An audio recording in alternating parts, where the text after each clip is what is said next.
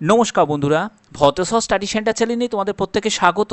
গ্রাম পঞ্চায়েতে নিয়োগ নিয়ে এত টালবাহানার পরে অবশেষে গ্রাম পঞ্চায়েতে নিয়োগের ব্যাপারে একটি গুরুত্বপূর্ণ আপডেট এসে গেছে, যাকে বলে গ্রাম পঞ্চায়েতে নিয়োগের ব্যাপারে দায়িত্ব কোন সংস্থাকে দেওয়া হয়েছে, গ্রাম পঞ্চায়েতের ফর্ম ফিল আপ কবে থেকে শুরু হবে, মানে ফাইনাল ফর্ম ফিল আপ, শুধু রেজিস্ট্রেশন নয়, ফাইনাল ফর্ম ফিল আপ কবে থেকে শুরু হবে, সেই সব গুরুত্বপূর্ণ তথ্য এই ভিডিওর মাধ্যমে তুলে ধরবো।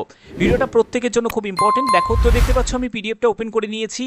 সংবাদ প্রতিদিন আর্টিকেলে এটা প্রকাশিত হয়েছে যে পিএসসির মাধ্যমে পঞ্চায়েতে হবে 11,000 নিয়োগ, অর্থাৎ 11,000 শূন্যপদের যে নিয়োগটা সম্পূর্ণ তারা কন্ডাক্ট করছে পিএসসি। তো এবার এইখানে কি কি বলা হয়েছে দেখে নাও।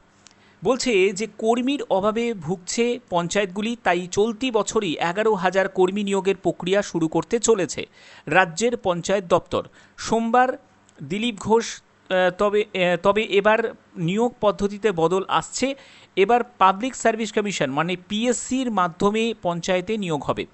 এতদিন সেটা জেলা স্তরে ভাবে এটা নিয়োগ করা হতো, তবে এবারে সম্পূর্ণ সেন্ট্রালাইজভাবে এই নিয়োগটা হবে। আজ সোমবার বিধানসভায় নিজের ঘরে সাংবাদিকদের মুখোমুখি হয়ে দিলীপ ঘোষ জানান, কর্মীর অভাবে পঞ্চায়েতগুলিতে কাজ করা যাচ্ছে না, তাই পিএসসির মাধ্যমে পঞ্চায়েত নিয়োগ করা হবে। ডিসেম্বরের মধ্যেই শুরু হবে নিয়োগ প্রক্রিয়া। এইখানেই কিন্তু একটা সমস্যা তৈরি হয়ে গেল যে ডিসেম্বর, এত ডিলে কেন? এত ডিলে কেন? 5 বছর তোমরা জানো রিল্যাক্সেশন দেওয়া হয়েছে।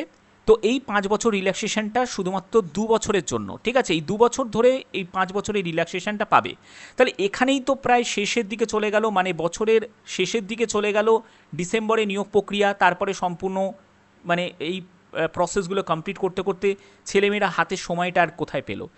এই 5 বছরের এক্সটেনশনটা শুধুমাত্র 2 বছরের জন্য। 2 বছর পরে কিন্তু আর 5 বছরের এক্সটেনশন থাকবে না, মানে যেটা 18 থেকে 45 তোমরা এজটা দেখতে পাবে না, এই 45-এর এজটা, মানে এই যে 5 বছর যেটা বাড়লো জেনারেলের বয়স বলো বা এসসি এসটি বয়স বলো, সেখানে যে 5 বছরের যে এক্সটেনশনটা হলো, এই 5 বছর 2 বছর পরে মানে 2027-এর পরে, 2027-এর পরে আবার কিন্তু 18 থেকে 40ই হয়ে যাবে, আর 5 বছরের এক্সটেনশনটা থাকবে না। তাহলে এত যদি সরকার ডিলে করে তাহলে কি করে হয়? এই নিয়োগ প্রক্রিয়াটা তাড়াতাড়ি করা উচিত ছিল, যেহেতু অনেক বছর ধরে এটা স্টুডেন্টরা ওয়েট করেছিল। তো যাই হোক, সরকারের ওপরে আর কি বা বলা যেতে পারে। যাই হোক, এর পরবর্তী কি বলছে সেটা একবার দেখে নিই। দেখো, পিএসসি একটি স্বশাসিত সংস্থা। পঞ্চায়েতে নিয়োগের দায়িত্ব পিএসসির হাতে তুলে দেওয়ার আগে আইন সংশোধনের প্রয়োজন রয়েছে, তাই আগে আইন সংশোধন করে তা পিএসসিকে দেয়া হবে। এই প্রক্রিয়া ডিসেম্বরেই শুরু হবে বলে জানান দিলীপ ঘোষ। যাই হোক, এতদিন পঞ্চায়েত দপ্তরে পঞ্চায়েতের আইনের মাধ্যমে নিয়োগ করা হতো, তবে এবার যেটা হবে সেটা সম্পূর্ণ পিএসসির মাধ্যমে এই ব্যাপারটা হচ্ছে। রাজ্যে পালাবদলের পর কেন্দ্রীয়ভাবে পঞ্চায়েতে নিয়োগের সিদ্ধান্ত নেওয়া হয়েছে। এ বিষয়ে দিলীপ ঘোষ জানান যে রাজ্যের ক্ষমতা আসার পরই মুখ্যমন্ত্রী 1 লক্ষ কম, এখানটা দেখো এই জায়গাটা একটুখানি মুছে গেছে। যাই হোক, এই আইন সংশোধন হলে পঞ্চায়েত দপ্তরে সেই নিয়োগ প্রক্রিয়া শুরু হবে।